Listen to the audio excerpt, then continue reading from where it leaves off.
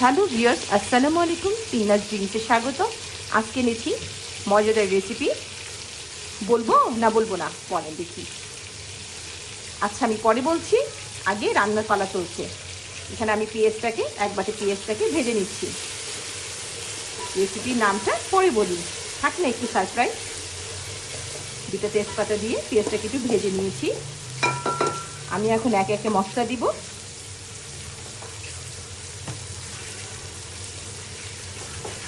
রসুন বাটা 1 টেবিল চামচ, আদা বাটা 1 টেবিল চামচ,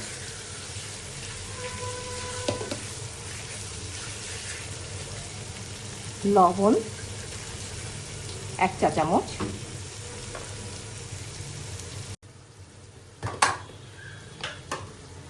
সামান্য 4/1 ভাগ হলুদ গুঁড়ো, ধনিয়া গুঁড়ো 1 চা চামচ। এখন আমি মশলাটাকে ভালো করে কষিয়ে নিব। এখন আমি তেলে রাখা ভাজা জিরে গুঁড়ো দিয়ে দিচ্ছি 1 চা চামচ। ভালো করে মশলাটাকে কষিয়ে নিচ্ছি 3 থেকে 4 বার কষিয়ে নেব। তেল উঠে গেছে। এখন মাংস দিচ্ছি। গরুর মাংস, এখানে গরুর মাংস আছে 3 কেজির মতন। 3 কেজি গরুর মাংস দিয়ে আমি এখন কষিয়ে নেব।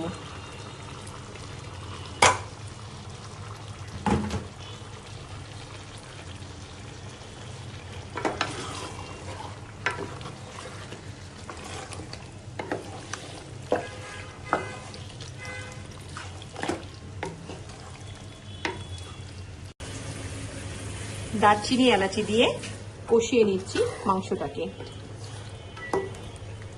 এখানে আমি দারচিনি দিয়েছি 5 টুকরা এবং এলাচি দিয়েছি 6 টুকরো, ঘন্টটা হওয়ার জন্য। মাংস কষানো শেষ। এখন আমি মাংসটা নামিয়ে নিচ্ছি। আলু কেটে হলুদ লবণ দিয়ে তেলে একটু হালকা ভেজে নিচ্ছি।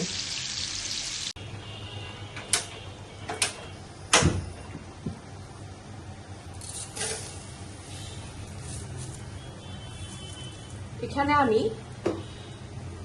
1 কাপ ঘি এবং 1 কাপ তেল দিয়ে একটু গরম হয়ে গেলে আমি পোলার চাল 2 কেজি পরিমাণে নিয়ে নিয়েছি।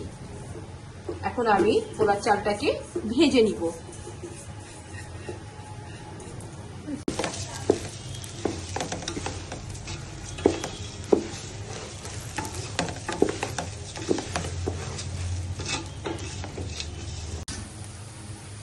তিনটা এলাচি 2টা দারচিনি দিয়ে আমি পোলা চালটাকে ভেজে নিচ্ছি।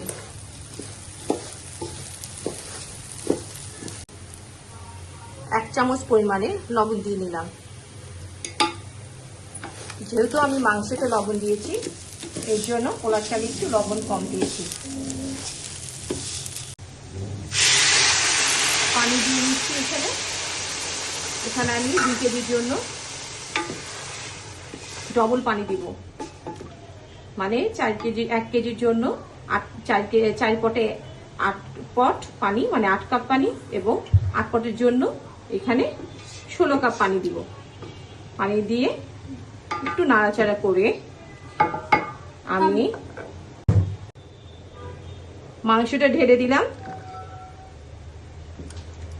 বুঝতেই পারছেন কি রান্না করেছি। এখন আর কারো ধারণার বাহিরে নেই। তারপরে আমি নামটা বলে দিচ্ছি। এটা হচ্ছে তেহারি, গরুর তেহারি রান্না করছি। এখন আমি এটা দমে দিয়ে দিব।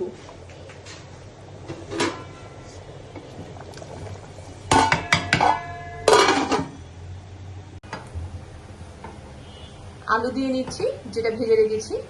ভাজা আলু দিয়ে আর একটু দমে দিয়ে দিব।